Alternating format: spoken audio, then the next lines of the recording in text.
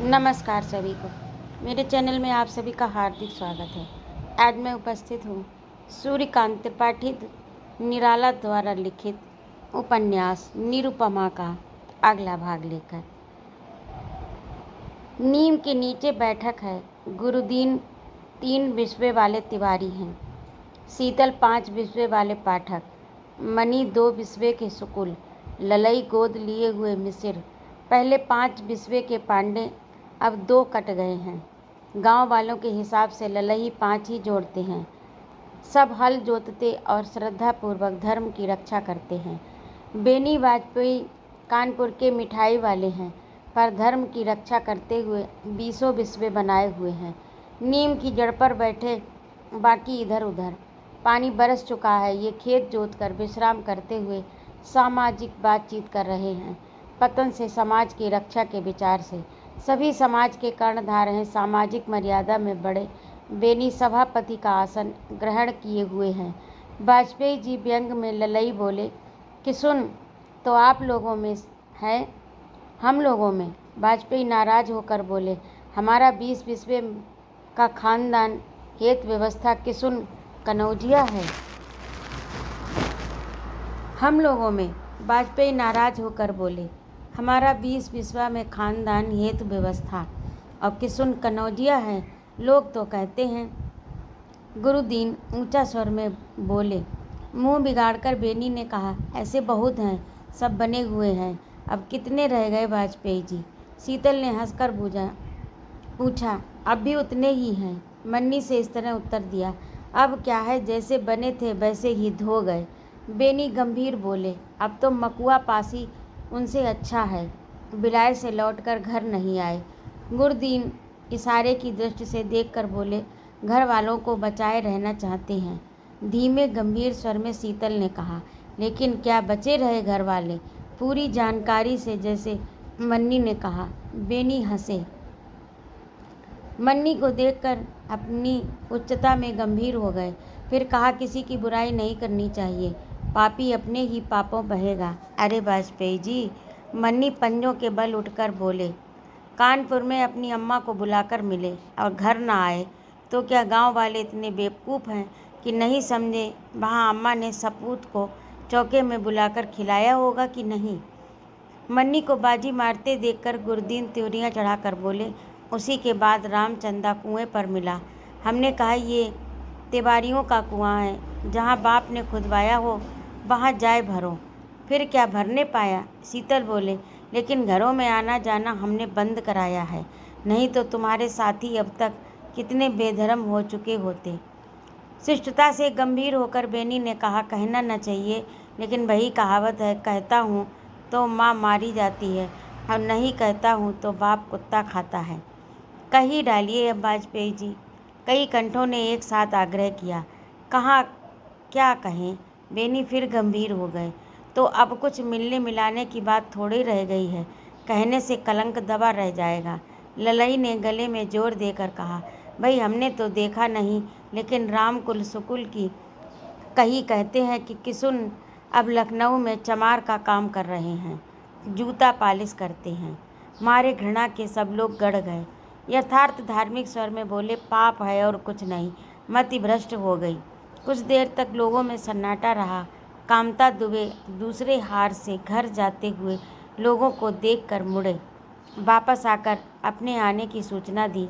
किसकी नानी मरी हो? भिन्न भाव की तरंग फैली। ललई कामता के काका लगते थे। कहा, तेरी मेरी तो तेरे आने से पहले मर चुकी थी। वाजपेयी को देखकर, पा लागो वाजपेयी जी, खुश हो, आओ दुबे, किसुन की बातें हो रही हैं। अब क्या? अब किसुन के पौ आ रहा है। राह में चिट्ठी रसा मिला था, 50 का मनी आर्डर भेजा है। राम राम करके कामता भी एक बगल में बैठ गए। लोगों में आश्चर्य का भाव फैल गया। मन्नी बोले, कलयुग है, बड़ा कड़ा मुकाम। राम का नाम लो, खाने को न मिलेगा, दूर से ठेंगा दिखाओ, सब मज़े में देखेंगे। गुरुदीन गर्म पड़कर बोले, धिक्कार है उसको जो धर्म छोड़कर जिया।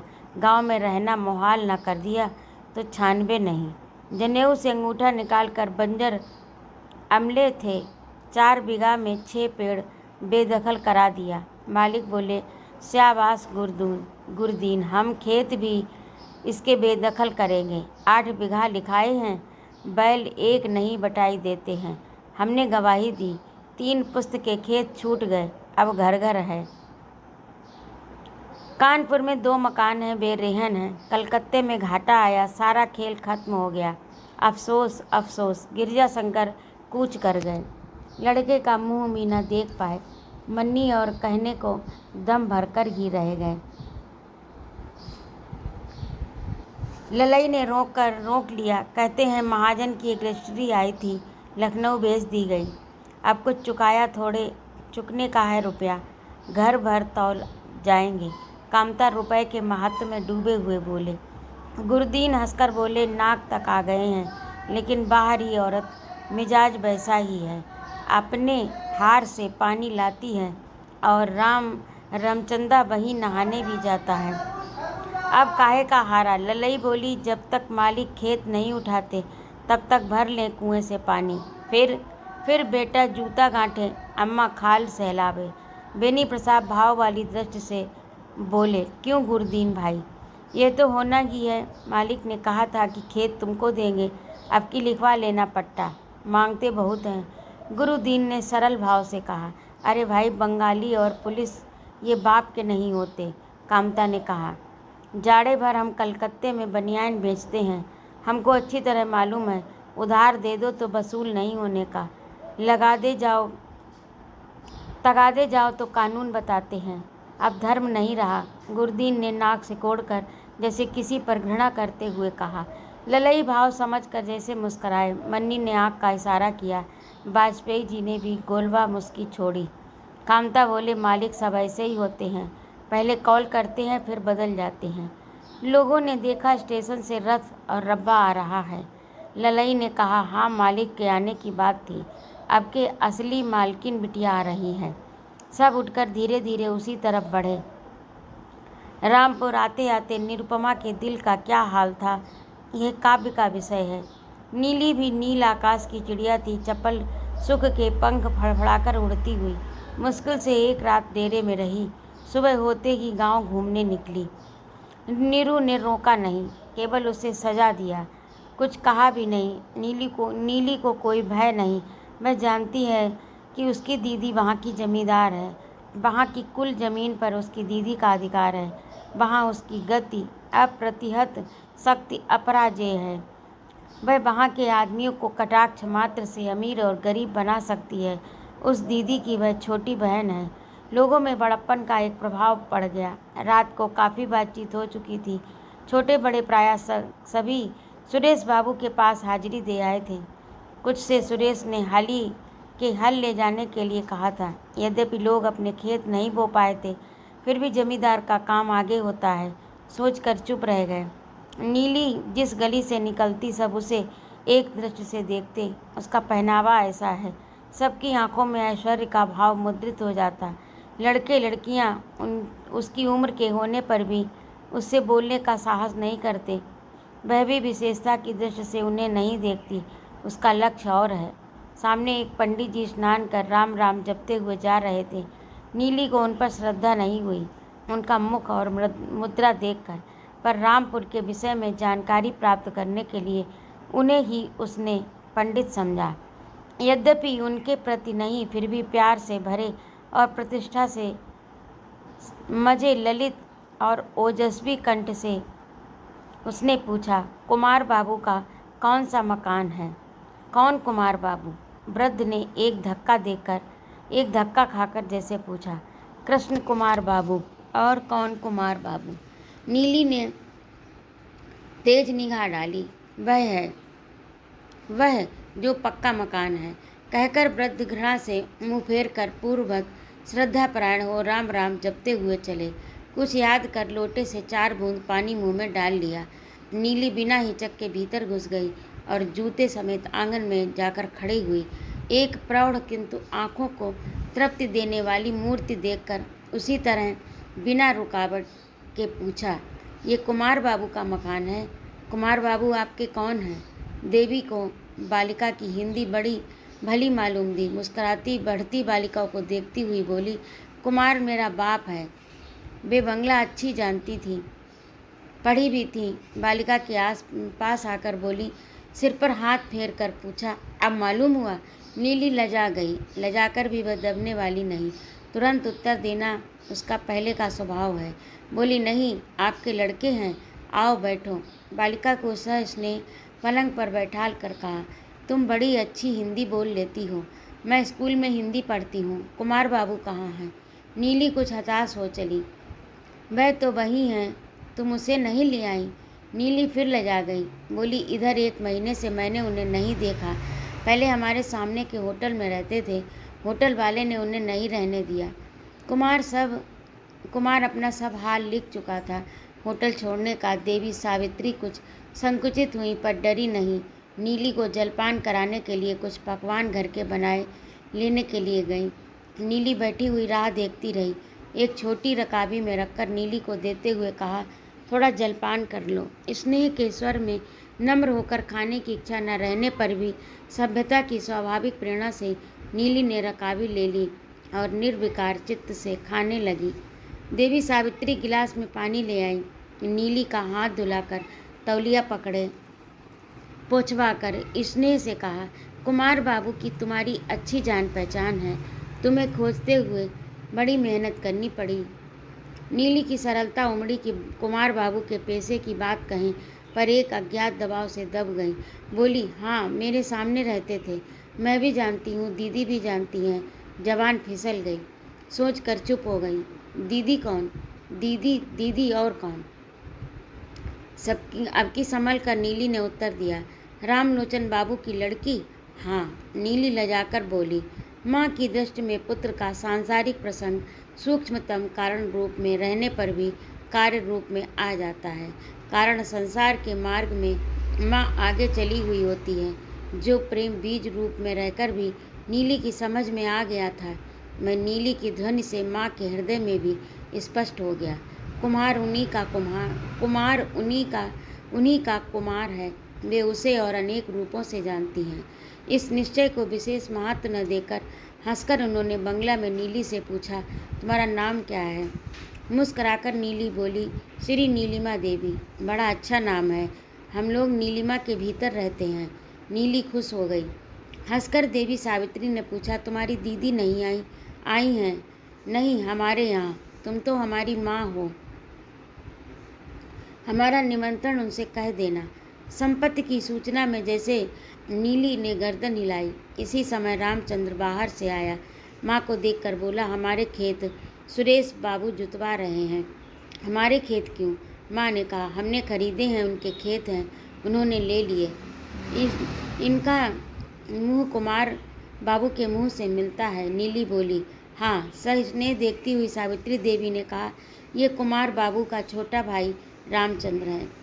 नीली चलने के लिए उठकर खड़ी हुई। माता ने पुत्र से डेरे तक भेज आने के लिए कहा। रामचंद्र नीली से 2-3 साल का बड़ा है। साथ लेकर चला। देखा कई आदमी घर के इधर उधर खड़े हैं। देखकर अपने अपने रास्ते से जैसे चल दिए। रामचंद्र नीली को डेरे ले आया। नीली दौड़कर भीतर गई, फिर दौड़ी हुई बाहर आई। रामचंद्र कुछ ही कदम घर को चला था। ए रामचंद्र, यहाँ आओ। रामचंद्र नीली के पास आया। नीली ने भरे प्यार के गले से कहा, मेरे साथ आओ भीतर। रामचंद्र भीतर गया। निरुपमा को देखकर दोनों हाथ जोड़कर प्रणाम किया। नीरू निष्कलंक हो गई। थोड़ी देर तक देखती रही।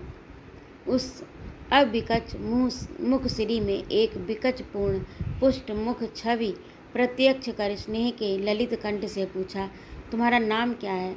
विनीत स्वर से रामचंद्र ने कहा, जी मुझे रामचंद्र कहते हैं। मन से रामचंद्र ने समझ लिया, यही हमारे गांव की मालकिन है।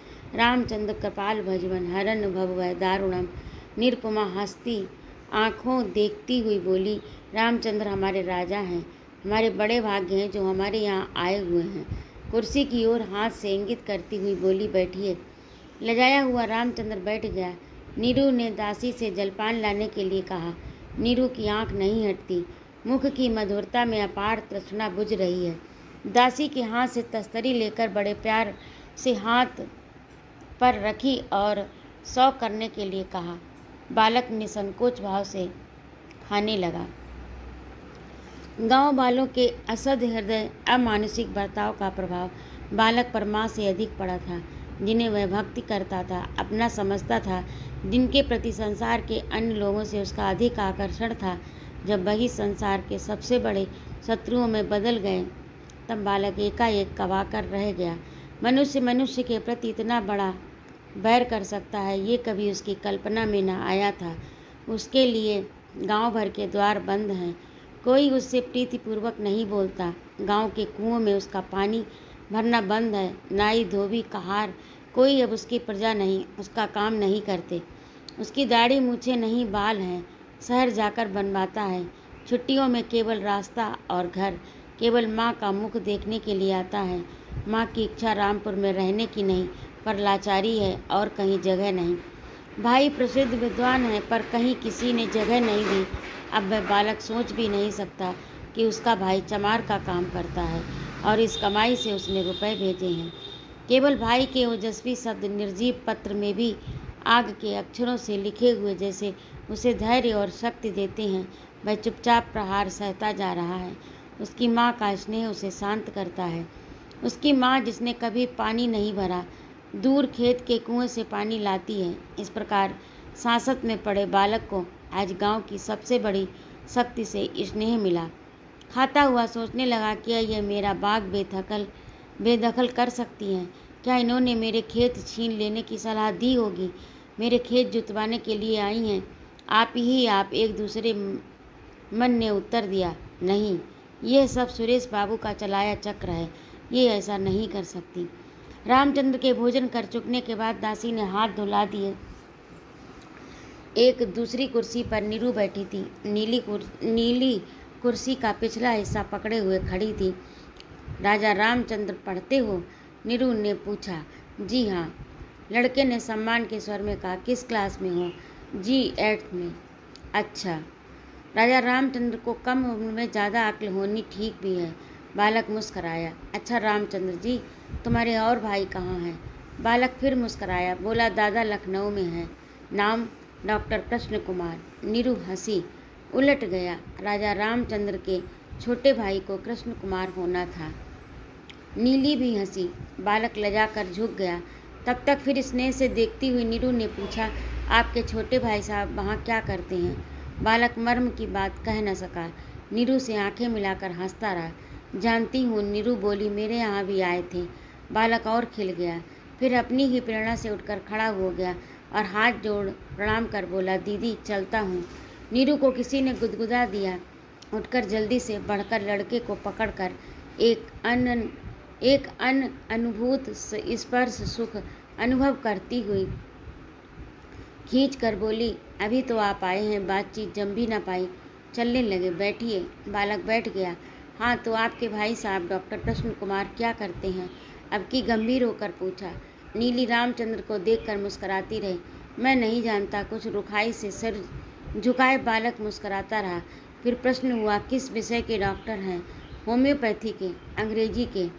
लड़के ने उसी तरह मधुर स्वर में कहा, अंग्रेजी के डॉक्टर को जो चीर फाड़ करते हैं। नीरू प्रीत से देखती रही। चीर फाड़ वाले डीलिट होते हैं, कुछ तीव्र स्वर से लड़के ने कहा। चीर फाड़ वाले ही डीलिट होते हैं, कुछ तीव्र स्वर से लड़के ने कहा। नीरू को तीव्रता में माधुर्य मिला। तो आप इसी तरह के डीलिट होंगे, क्यों? स्वर में कुमार का ध्यान करती हुई बोली, अभी तो मुझे बहुत पढ़ना है। प्रसन्न होकर पूछा, आपका खर्च आपके भाई साहब देते हैं? अब लिखा है कि देंगे। अभी तक माँ चलाती थी। आप अपनी अम्मा को माँ कहते हैं? जी, कलकत्ते में हम लोग पैदा हुए थे। नीरू सोचती रही। फिर पूछा, तुम्हारी माँ बंगला समझती हैं? हाँ, वे पढ़ लिख भी लेती हैं। दीदी नीली बोली, मैं भी वहाँ गई थी। मुझे हिंदुस्तानी मिठाई दी। बड़ी अच्छी बंगला बोलती हैं। मुझसे कहा, तुम अपनी दीदी को क्यों नहीं ले आई? उनसे मेरा निमंत्रण कहना। निरुपमा ने न जाने क्या सोचकर पलक मूंद ली। कुछ देर बाद पूछा, कितना खर्च लगता है? अभी तो केवल 15 रुपये में चल जाता है। आपको 20 रुपये महीने के पहले सप्ताह में मिल जाया करेगा। फिर बढ़ा दिया जाएगा ज्यों ज्यों आप बढ़ते जाएंगे। लेकिन दादा, बालक संकुचित होकर न कह सका। दादा क्या कहेंगे, नीरू ने डांट दिया। खेत से सिपाही खबर लेकर आया तो दासी ने कहा, दादा बुलाते हैं, खेत बोआया जा रहा है, देखने के लिए। अपनी माँ से मेरा प्रणाम कहना। उठती हुई नीरू बोली, और कहना मैं कल उनके दर्शन करूँगी। बालक चलता हुआ अपने खेत के बोआए जाने की बात सोचता रहा। छूछो का अर्थ है छछूंदर, मतलब औरतों के पीछे छुछुआने वाला। गोरू अर्थात गऊ, मूर्खता, निर्बुद्धता आदि अर्थों पर बंगाल में ये गाली प्रचलित है। गाधा, गधा। जूते पहनकर नीली को लेकर निरुपमा चली। बाहर निकलकर गली के घरों को पार करने लगी तो काम करती हुई किसानों की स्त्रियां आकर जमा हो गईं। चारों ओर से घेर लिया। स्नेह से उच्छ्वासित होकर उन्हीं में से एक वृद्धा ने कहा, हमारी तो भाग फूट गई बिटिया रानी, मालिक हमें छोड़कर चले गए। किसानों को लड़के से बढ़कर मानते थे, कभी नज़र नहीं ली, लगान नहीं पड़ा, खेत में नहीं पैदा हुआ तो घर से दिया, किसी पर दूब की छड़ी नहीं उठाई, कभी डांड नहीं लिया। चल हट, राह छोड़। सिपाही ने आगे बढ़कर डांटा। रहने दो। शांत खड़ी हुई निरुपमा बोली, रत्ती रत्ती जीव देने से एक साथ मर जाना अच्छा। बुढ़िया ने आवेश में आकर कहा। हटाई हुई काई की तरह स्त्रियां फिर सिमट गईं। ये देखो, ये देखो। बुढ़िया एक एक स्त्री की कोंछी की धोती फैलाकर दिखाती हुई किस तरह लाज बचाए। आषाढ़ का महीना है, अनाज नहीं रहा। 6-6 रुपए वाले खेत के 3 साल में 18-18 रुपए पड़ने लगे। डेढ़ी का अनाज तुम ही से लें, नज़र नियाद ऊपर से, कहाँ तक दें। खेत न जोते तो नहीं बनता, पापी पेट। कहने वाली वृद्धा रोने लगी और युवती प्रौढ़ा किसान नारियां भी नीरव अश्रुपात करने लगी। नीरू की भी आंखें छलछला आईं। नीली हैरान होकर दोनों ओर देख रही थी। तब तक उन्हीं में से संभली हुई एक ने कहा, देखो रो रही है, अभी ये सब क्या जाने। रोती हुई बुढ़िया बोली, तुम्हारा गुलाम मलिकवा नहीं रहा। चुप रहे बुढ़िया, बहुत न बढ़, सिपाही ने डांटा। क्यों, क्या हुआ? सिपाही की तरफ कुटिल भूक्षेप कर रूंधते गले को संभाल कर नीरू ने पूछा। अभय पाते ही उच्छ्वासित होकर रोती हुई आवेग से रुकते कंठ की बाधा न मानकर बुढ़िया कहने लगी, किशन कुंवर के खेत मलिकवा बटाई जोते था, तब खेत बेदखल न हुए थे। गांव वाले किशुन से नाराज थे। किशुन विलायत गए थे पढ़ने। मलिकवा से बोले, किशुन के खेत छोड़ दे। मलिकवा इनकार कर गया। फिर गांव वाले मालिक से मिले। एक दिन डेरे में मालिक को बुलाकर छोड़ने को कहते रहे कि गांव वालों का साथ मलिकवा कुछ न बोला। फिर अंधेरे में कुछ जन खेत में पड़कर अकेला जानकर बुढ़िया वहीं पछाड़ खाकर गिर पड़ी। नीरू सन्न हो गई। सिपाही ने पूछा, फिर क्या हुआ उसका? मुस्कुराकर सिपाही बोला, ये पक्की बदमाश है। मलिकवा को मिर्गी आती थी। रात को गढ़ई में डूब गया था। सुबह को उसकी लाश मिली। थानेदार आए, उन्होंने भी यही माना, पर ये शैतान की खाला वहाँ भी आए बाएं बकती रही। रात को छां देकर आ गए कहकर चिल्लाती रही। कृषक नारियों ने क्रूर दृष्टि से सिपाही को देखा और बुढ़िया को आंचल से हवा करने लगी। एक पानी लेने गई। नीरू इस आशा से खड़ी रही कि वे बुढ़िया के इस प्रसंग पर कुछ कहें, पर वे न बोली। केवल कटाक्ष पड़कर नीरू खड़ी रही। सिपाही ने चलने को कहते हुए कहा कि देहात में ऐसे मामले हैं, आगे मालिक से इसका ठीक ठीक पता चलेगा। बुढ़िया होश में आ रही थी। नीरू धीरे धीरे खेत की ओर चली। सिपाही ने पूछा, मलिकवा बुढ़िया का लड़का था? जी हाँ। जैसे कुछ कहना भूल गया, सोचकर सिपाही लौटा। वे बाबू खड़े हैं, मेड़ जाइए। द्वार पर द्वारिका नाई बैठा था। बुलाकर सिपाही ने कुर्सी ले चलने के लिए कहा। द्वारिका मुंह बिगाड़ कर उठे और पीछे पीछे कुर्सी लेकर चले। कुमार के बेदखल किए बाग के एक आम के नीचे सुरेश कुर्सी पर बैठे थे। नीरू धीरे धीरे मेड़ों के ऊपर से चलती हुई गई, आगे आगे नीली। तब तक सिपाही भी आ गया। खेतों में द्वारिका कुर्सी लेकर दौड़े। बाग की खाई पार करते हुए पैर फिसल जाने पर गिर पड़े। नीली खिलखिलाकर हंसने लगी। कुर्सी का एक पाया टूट गया। सिपाही मारने दौड़ा। नीरू ने रोक दिया। सिपाही सुरेश की ओर देखकर रह गया। सुरेश द्वारिका को घूरते रहे। फिर सिपाही ने कहा, इसे रखवाकर दूसरी कुर्सी ले आओ। द्वारिका को लेकर सिपाही घर बैठा। फिर लौटा। गुरुदीन तिवारी, शीतल पाठक, मन्नी सुकुल, ललई मिसुर, कामता दुबे आदि मुख्य सबके सब जनजोत रहे थे। सुरेश के गांव आने पर शिष्टाचार करने गए थे। हली के लिए पकड़ लिए गए। कुछ और भी किसान। जमींदार के खेत पहले बोए जाते हैं, कायदा है। बुलाने पर लोग चले गए थे। कुर्सी आ गई। नीरू खड़ी हुई। कभी जनेऊ देखती थी, कभी जनेऊ वालों की हल चलाने की निपुणता। हंस नहीं रही थी, पर हंसी की हल्की रेखा ओंठों पर खिंची थी। इस समय खेत के उस तरफ कुएं के पास एक स्त्री आती हुई देख पड़ी। स्वस्थ प्रौढ़, घूंघट से केवल ललाट ढका हुआ। नीली पहचान कर आनंद से उच्छ्वसित होकर बोली, कुमार बाबू की माँ। सुरेश वहीं थे। कुमार बाबू की। डांट के स्वर से कहकर नीली को दबा दिया। नीरू ने एक दफ़ा बगल की ओर मुँह कर भाई को देखा। इसी समय जोतते हुए हल वाहे खेत के इस तरफ चले। गुरुदीन के साथ सबने बैल खड़े कर दिए और बाग की तरफ चले और जाति वाले खाई के पास छांव में बैठ गए।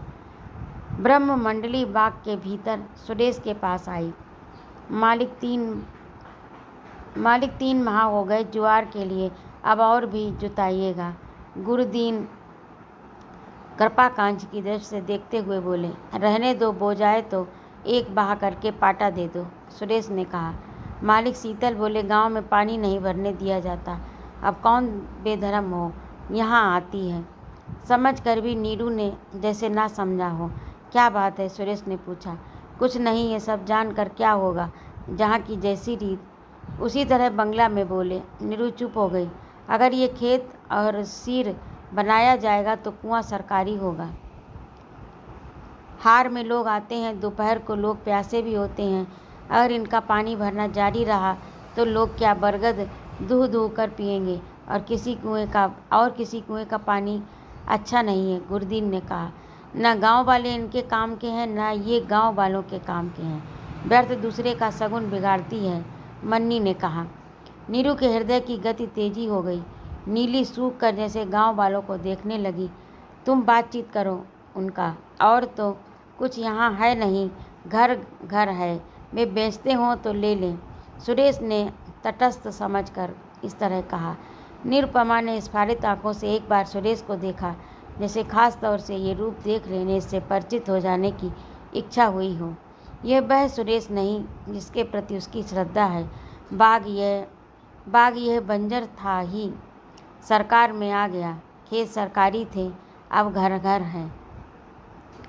घर हैं। सिपाही ने उदंड स्वर से उसी लकीर पर जबान फेरी और लाठी का गूला एक दफ़ा जोर से दे पटका और उसका सहारा लिया। ये समस्त संप्रदाय नीरू की दृष्टि में छाया रूप से चक्कर काटने लगा, जैसे स्वार्थ पर चाटुकारिता उसे ग्रस्त करना चाहती है। हृदय के बल विश्राम के साथ वह उभरी। वह फिर वहाँ की प्रकृति उसे दबाने लगी। उसी समय दृष्टि उस महिला के मुख से जाकर लिपट गई। वे पानी भर चुकी थी, उघानी फंदिया रही थी। अपना काम कर चलने से पहले उन्होंने फिर नीरू को देखा। दूर होने पर भी दोनों की दृष्टि स्पष्ट रूप से एक दूसरे की आंखों में चुभ गई। इधर मूर्तिमती नवीन प्रीत थी, उधर संसार की क्रूरता को सहने वाली करुणा। महिला ने विलंब न कर कंधे पर उवैनी डालकर दोनों घड़े एक एक कर उठा लिए। नीरू ने आंखें झुका ली, श्रद्धा से नत हो जैसे प्रणाम किया। इस समय गुरुदीन बोले, मालिक कहो तो कह दें, सरकारी कुएं में पानी भरने ना आया करें। अब कुआं उसके, अहमक क्या है, अपना काम क्यों नहीं देखता। सुरेश ने डांटा। नीरू प्रसन्न हो ली। नीली गोद के सहारे थी। खड़ी होकर गुरदीप को देखने लगी। गुरदीप गऊ हो गए। फिर मालिक खेत तो तैयार है, अब बोने का हुक्म हो तो काम जारी किया जाए। स्नेह स्वर से सुरेश बोले, हम जमींदार हैं तो किसी को उजाड़ने के लिए नहीं। जो सरकार के राज्य में है वह किसी और गांव में बसा हुआ हो, उसका पानी नहीं बंद कर सकता कोई। वह मुसलमान हो जाए तो उसी कुएं पर भर सकता है या नहीं? वह मुसलमान हो जाए तो क्या उसी कुएं में पानी भर सकता है या नहीं? भरते ही हैं मालिक, मन्नी ने जोर देते हुए कहा और बाग छोड़कर खेत की तरफ चला। अपने गमछे की झोली में बीज लेकर अरहर, ज्वार, तिल्ली मिले हुए। यद्यपि बातचीत से सब कुछ निरुपमा की समझ में आ गया था, फिर भी अब परिस्थिति शांत हो जाने पर अच्छी तरह समझ लेने के लिए सुरेश ने पूछा, दादा, यहाँ के खेत बाबा के समय तो सीर में न थे? नहीं, सुरेश गंभीर स्वर में बोले, इसका गिरजा शंकर के नाम पट्टा था। वे 2-3 पुश्त से इसके काश्तकार हैं, इसीलिए बहुत कम लगान उन्हें पड़ता था। वे भी खुद न करते थे, कलकत्ते में रहते थे। शहर में रहने के विचार से कानपुर में अड्डा जमाया। उनके न रहने पर उनकी स्त्री बटाई में दे दिया करती थी, पर अब बटाई के खेत की हैसियत बिगड़ गई है, इसीलिए हमें बेदखल करना पड़ा। विषय को समझाकर नीरू ने पूछा, ये बाग किसका है? यह भी गिरजा शंकर का है, पर उनके यहाँ ना रहने से इसकी भी हैसियत बाग की नहीं रह गई। बहुत से पेड़ सूख गए, नए लगवाए नहीं गए, अब इसकी बाग की हैसियत नहीं रही। ऐसी जगह जमींदार की होती है। हमने दावा कर इसे भी अपने कब्जे में ले लिया, कहकर सुरेश कुर्सी से उठे और खेत की तरफ चल पड़े। इस प्रकार निराशा की दासी घर के कार्यों से इस समय निरुपमा की दासी घर के कार्यों से निवृत्त होकर स्नान आदि के लिए उसे ले जाने आई। उठकर नीली को लेकर निरुपमा घर की ओर चल दी। तो ये था आज का भाग। अभी आप सुन रहे थे सूर्यकांत त्रिपाठी निराला द्वारा लिखी रचना, गद्य रचना, जो कि उपन्यास में है, उपन्यास विधा में है, निरुपमा। तो आपको ये कैसी लगी कमेंट करके अवश्य बताइएगा। और यदि आपको मेरा पढ़ाना अच्छा लगता हो तो कृपया मेरे चैनल को सब्सक्राइब करें, लाइक और कमेंट करें तथा अपने मित्रों में शेयर करें। सुनने के लिए बहुत बहुत धन्यवाद। जय माँ भारती।